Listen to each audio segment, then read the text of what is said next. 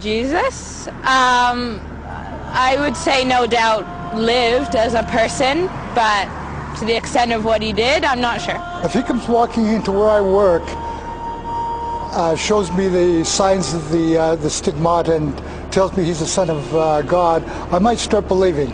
I don't believe in God, first of all. Maybe because I grew up in like an age of science. I have a lot of different thoughts and theories on Jesus, but I don't think coming back from the dead's really possible.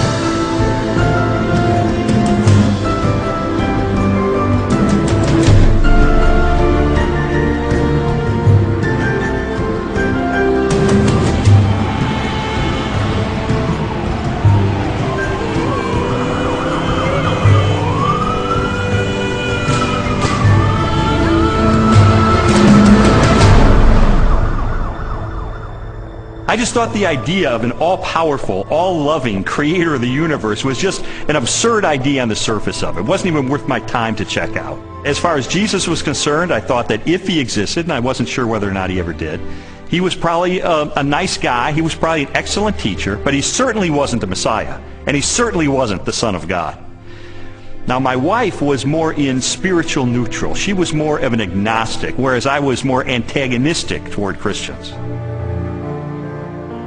I just didn't know where all the pieces fit together. I didn't know who Jesus was or how he fit into the picture. Lee was antagonistic towards God. I was simply confused. There really was no room for God in my relationship with Leslie when we were dating and when we got married, but you know what? We were happy. We didn't have any problem with that. When I first started going to church, Lee responded very negatively.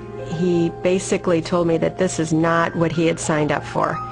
That when we had gotten married, he had life planned in a way that did not involve church. My biggest fear with Leslie was that she was going to turn into some religious prude or something, and I thought nothing good can possibly come out of this.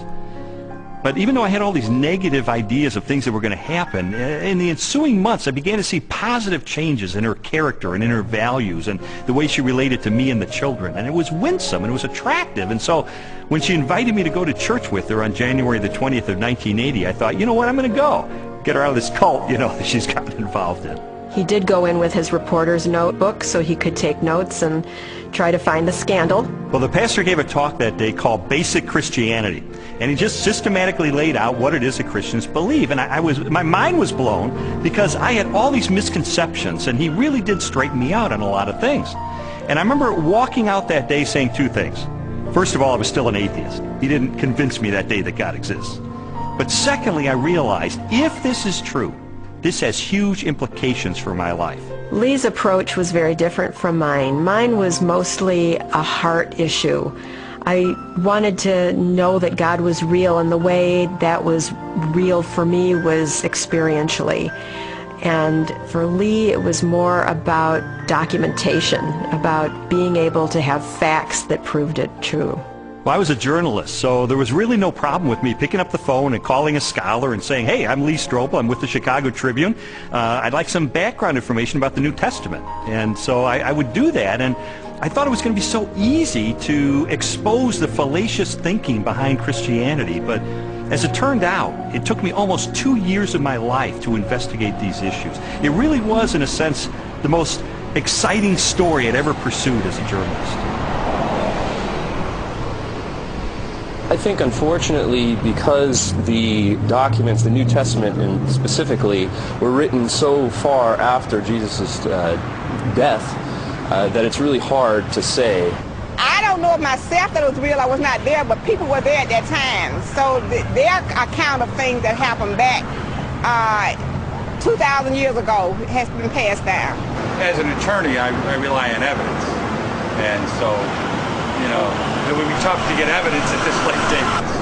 Well, I began my investigation by looking at the gospel accounts. How did I know that the New Testament was telling me the truth when it talked about Jesus? Now, obviously, I didn't accept the New Testament as being the inspired Word of God. I certainly didn't accept it as being inerrant. But what I had to accept it as being, which it undeniably is a set of ancient historical documents. And I knew that historians had criteria that they could apply to determine whether or not these documents are trustworthy. So those are the kind of people who I pursued. I went after the heavy hitters. I went after the expert witnesses who could help me sort through these issues. J.P. Moreland, Biola University. Mark Strauss, Bethel Seminary. Craig Blomberg, Denver Seminary.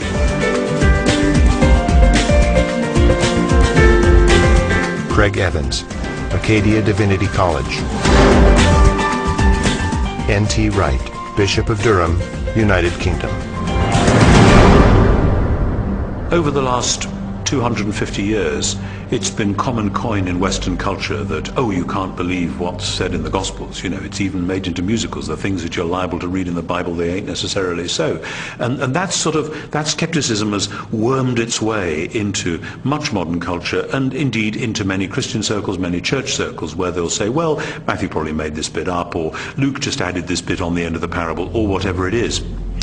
I and others have spent some of the best years of our lives researching what was actually going on in Palestine in the first third of the 1st century AD, and trying to get inside the minds of 1st century Jews, 1st century Romans, different Jewish parties and movements, etc., etc. And the more that I have tried to do that, the more I've found that what you find in Matthew, Mark, Luke and John comes up in 3 dimensions and says, my goodness, this actually belongs, it makes sense, it fits, it gives us very vivid portraits of who these people were and what they were doing. The New Testament Gospels are biographies of Jesus.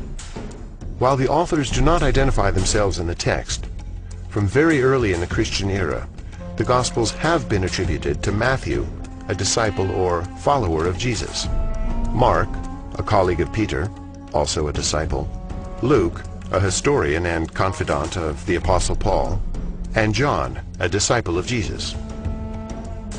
Both Matthew and John were among the 12, Jesus' closest followers, and constant companions throughout his ministry. They would have personally observed most of the events they described in their Gospels.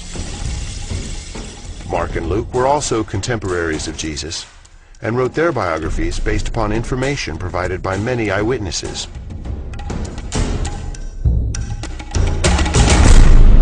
I knew from my years as a legal journalist the importance of eyewitness testimony.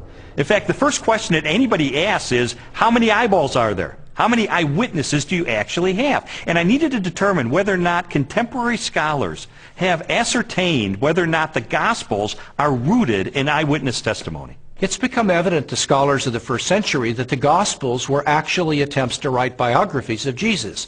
Now, not in the modern sense, because the Gospels are not particularly interested in his early years. But when it comes to Jesus' adult life and his activities, these are biographies.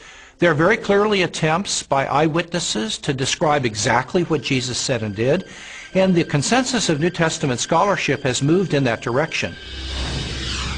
Many have undertaken to draw up an account of the things that have been fulfilled among us, just as they were handed down to us by those who from the first were eyewitnesses and servants of the Word.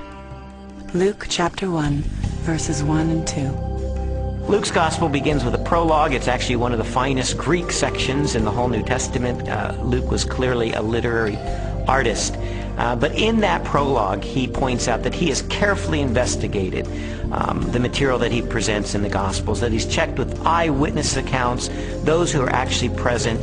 If you read that prologue and you see this is the work of a historian, this was someone who has done his research.